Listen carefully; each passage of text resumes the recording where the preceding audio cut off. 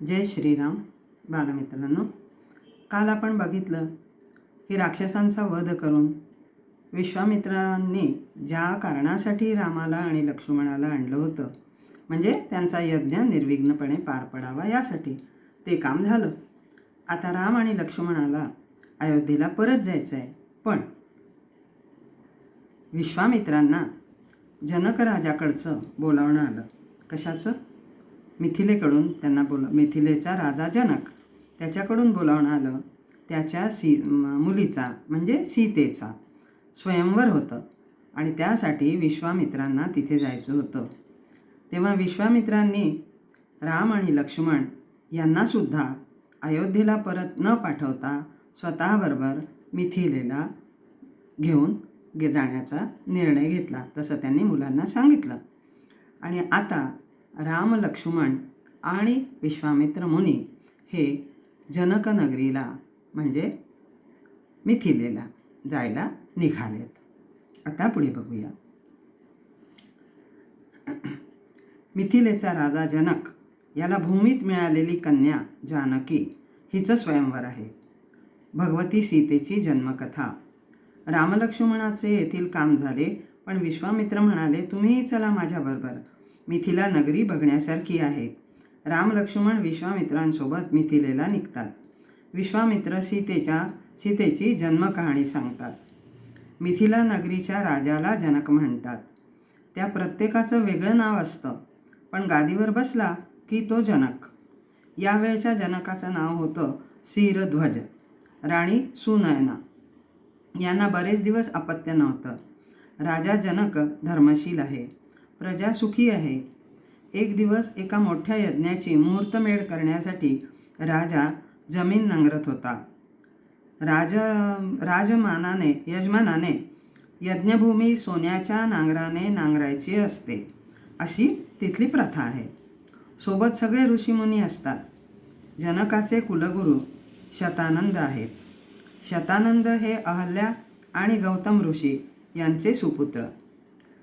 जमीन नांगरताना फाळ जमिनीत अडकला. तो पुढे जाईना, म्हणून आसपासची माती बाजूला केली. तो तिथे एका पेटीत एक अर्भक होतं. त्यांना अपत्य नव्हतं. अशा प्रकारे त्यांना अपत्यप्राप्ती झाली. ती जमिनीतून निघाली म्हणून तिचं नाव सीता. सीत म्हणजे नांगराचं टोक. ते अडकून ती मिळाली म्हणून ती सीता. जनकाची मानसकन्या म्हणून जानकी. मिथिला नगरीची राजकन्या म्हणून मैथिली. हिच्या आगमनाने सगळीकडे आनंद झाला. ती साक्षात आदिशक्ती होती, जगदंबा होती. त्यामुळे तिच्या सेवेसाठी अष्टसिद्धी आल्या. मिथिलेची भरभराट झाली. जनकांना त्यानंतर कन्यारत्न झालं. तिचं नाव उर्मिला. पण जनकाचं सगळ्यात जास्त प्रेम जानकीवरच होतं. सीतेच्या बालपणीचा एक प्रसंग. जनकाकडे वंशपरंपरेने एका शिवधनुष्याचं पूजन होत होतं.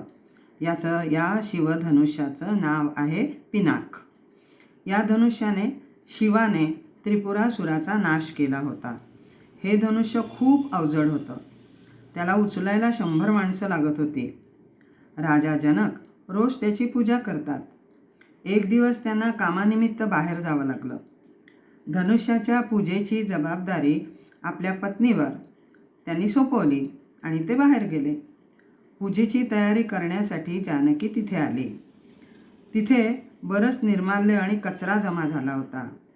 तिने ते धनुष्य बाजूला केलं आणि सगळी जमीन सगळं साफ केलं. तिथे सगळं साफ केलं. महाराज जनक परत आले. त्यांनी पत्नीला विचारलं, धनुष्याजवळ आज इतकी स्वच्छता कशी? पत्नीने सांगितलं, बहुतेक जानकीने केलं असेल. महाराज महिन्यातून एकदा सर्व लोकांच्या मदतीने ते धनुष्य हलवीत आणि स्वच्छता करून घेत, पण आज सीतेने एकटीने ते काम केले. राजांना खूप अभिमान वाटला. त्यांना समजले की ही कोणी सामान्य मुलगी नाही. हे धनुष्य उचलायला 100 माणसं लागतात, तेच तिने एकटीने उचलले. ही नक्कीच दैवी शक्ती आहे. हिला जोडीदारही असाच मिळाला पाहिजे.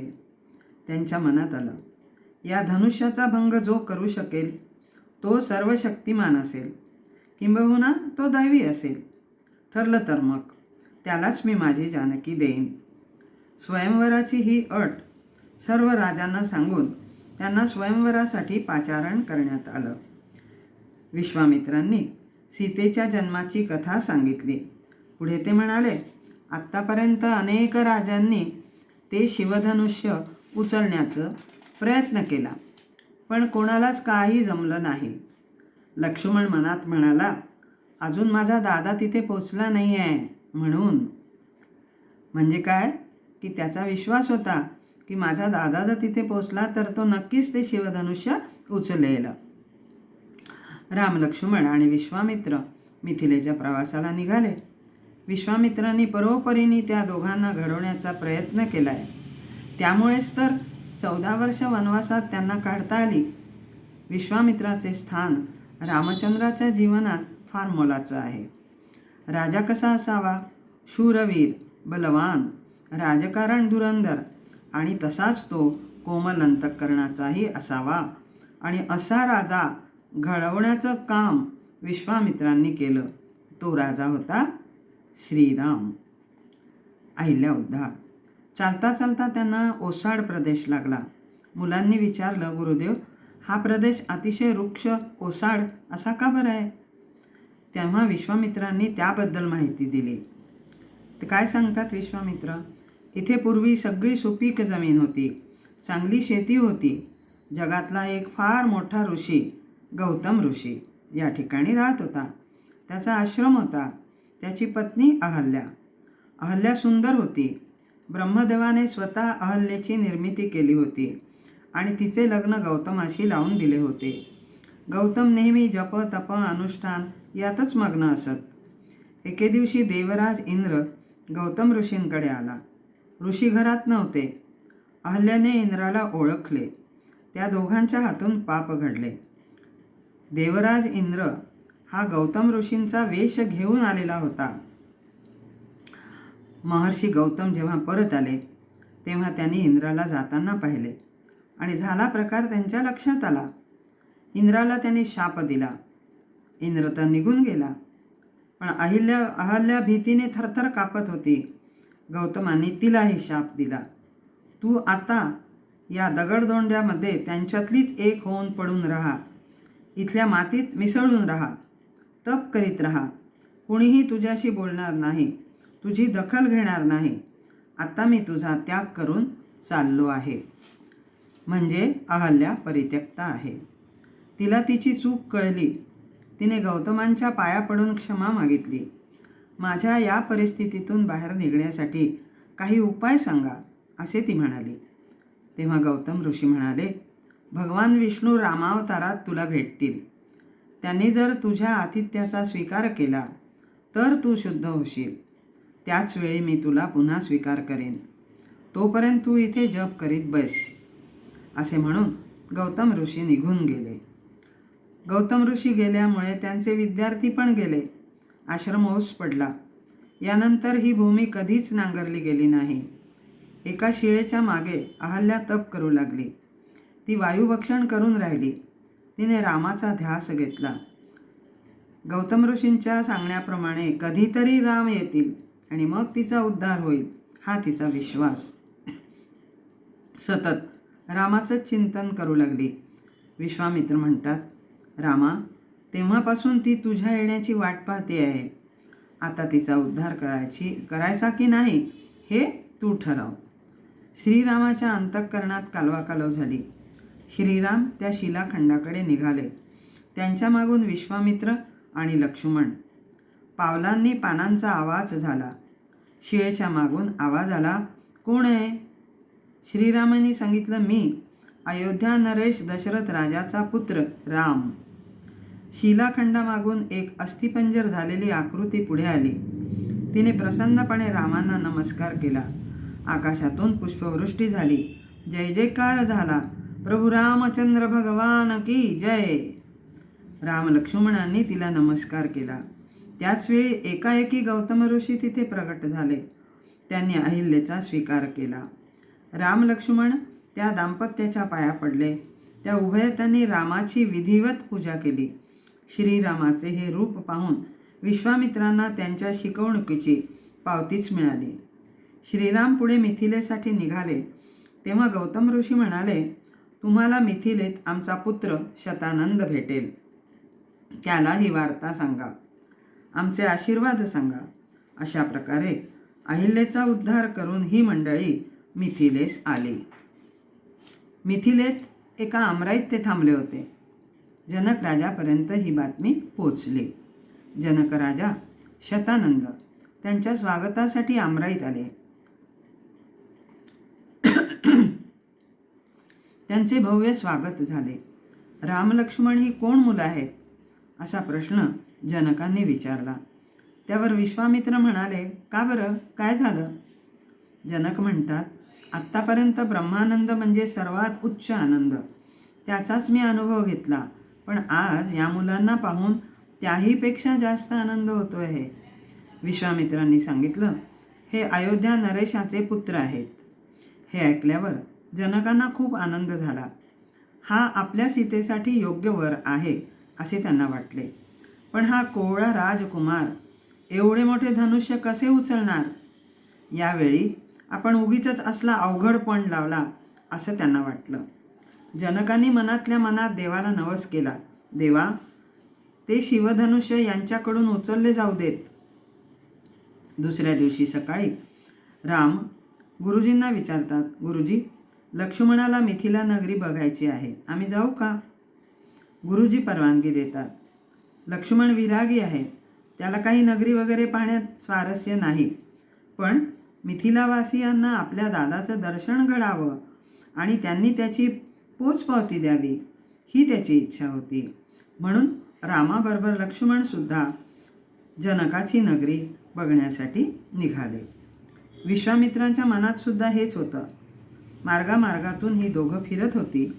लोक त्यांनाच पाहत होती आणि सगळ्यांना हेच वाटत होतं की आपल्या जानकीसाठी हाच सुयोग्य वर आहे.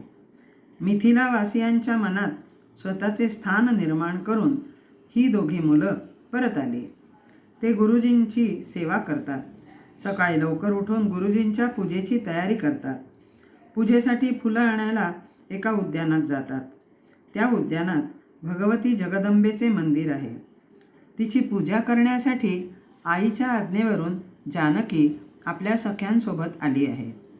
तिने जगदंबेची पूजा केली आणि प्रार्थना केली, मला सुयोग्य पती मिळू देत, माझे कल्याण कर.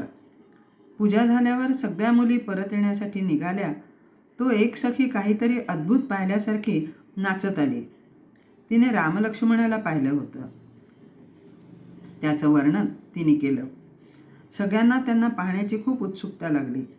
एकाच वेळी प्रभू रामचंद्र आणि जानकी यांनी एकमेकांना पाहिले आणि जन्मोजन्मीचे नाते असल्याप्रमाणे भावविभोर झाले.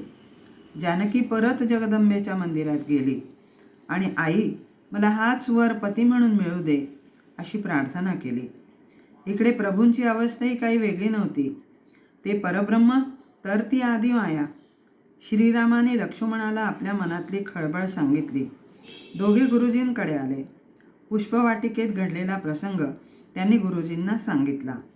गुरुजींना प्रणाम करताना हीच पत्नी म्हणून मला मिळू द्या असा रामाने आणि हीच माझी वहिनी व्हावी असा लक्ष्मणाने आशीर्वाद मागितला. स्वयंवर झाले सीतेचे. खऱ्या अर्थाने हे स्वयंवर नाही. स्वयंवरात काय असतं? मुलीला तिच्या आवडीचा पती निवडण्याची मुभा असते. इथे जो पराक्रम गाजवेल तो जानकीला वरणार होता. तो बाकी कसाही असला तरी, जानकीला आवडला नाही तरी. आणि म्हणून जानकी सतत देवाचा धावा करते, देवा, याच्याच हाताने धनुष्यभंग होऊ देत. स्वयंवराची सगळी तयारी झाली.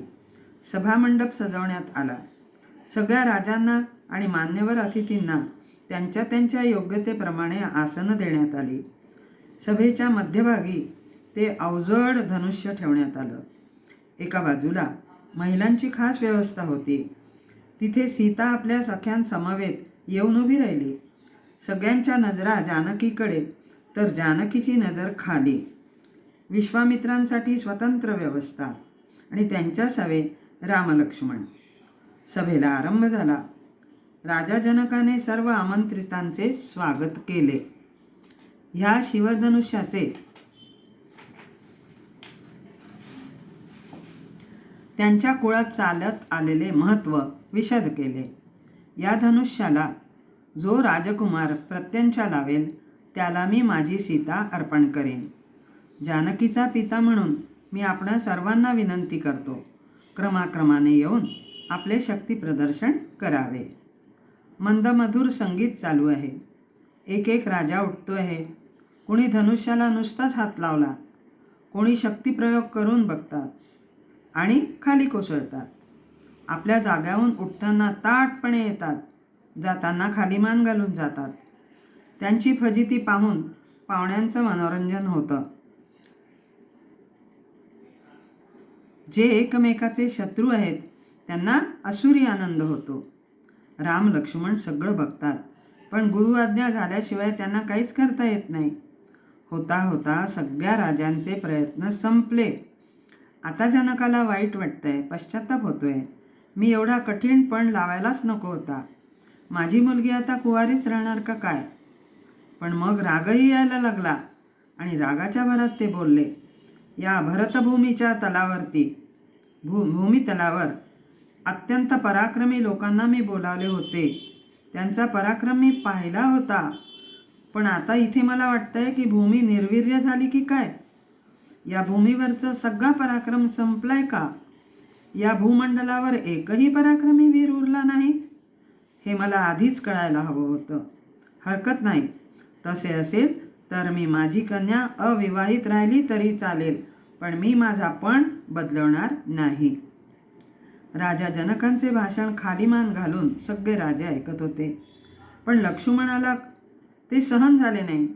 त्याचा मूळचा स्वभाव उचंबळून आला आणि भर सभेत गर्जना करीत तो म्हणाला, महाराज, इथे रघुवंशाचे 2 छावे उपस्थित असताना आपण कसे म्हणू शकता की पृथ्वी निर्वीर्य झाली आहे? लक्ष्मणाकडे, त्याच्या आवेशाकडे सारी सभा आश्चर्यचकित होऊन पाहतच राहिली. श्रीरामाने त्याला आवरण्याचा प्रयत्न केला, पण लक्ष्मण एवढा भडकलेला होता. तो रामांना म्हणाला, दादा, मला फक्त आज्ञा करा. हे एकच काय, असंख्य अशी धनुष्य मी कितीही दूर धावत जाईन. एवढेच नाही तर मी मोडेन सुद्धा. आपल्या लहानपणी अशी किती धनुष्य आपण हाताळली आहेत हे यांना माहीतच नाही आहे. लक्ष्मणाच्या भाषणाने मरगळलेल्या राजपुत्रांमध्ये जरा जोश आला. राजा जनक खजील झाले. सीतामाईने ओळखले श्रीराम किती शांत आणि धाकटा भाऊ तितकाच गरम. पण श्रीरामाच्या एका दृष्टिक्षेपाने तो चुपचाप खाली बसला. सर्वत्र नीरव शांतता. मग विश्वामित्र उठून उभे राहिले. त्यांनी रामाला आज्ञा केली. श्रीराम उठले, गुरूंना प्रणाम केला, त्या धनुष्याला प्रणाम केला, त्या धनुष्याला प्रदक्षिणा घातली, सभेतील सर्व मान्यवरांना प्रणाम केला. सीता डोळ्यात प्राण आणून बघत होती. प्रदक्षिणेनंतर श्रीराम खाली वाकले. त्यांनी ते धनुष्य उभे केले. पुढे काय झाले कुणालाच कळलं नाही. प्रचंड मोठा आवाज झाला. धनुष्याचे 2 तुकडे झाले होते. सर्वत्र रामाच्या नावाचा जय जयकार झाला. आकाशातून पुष्पवृष्टी झाली. जानकीने श्रीरामाच्या गळ्यात वरमाला घातली.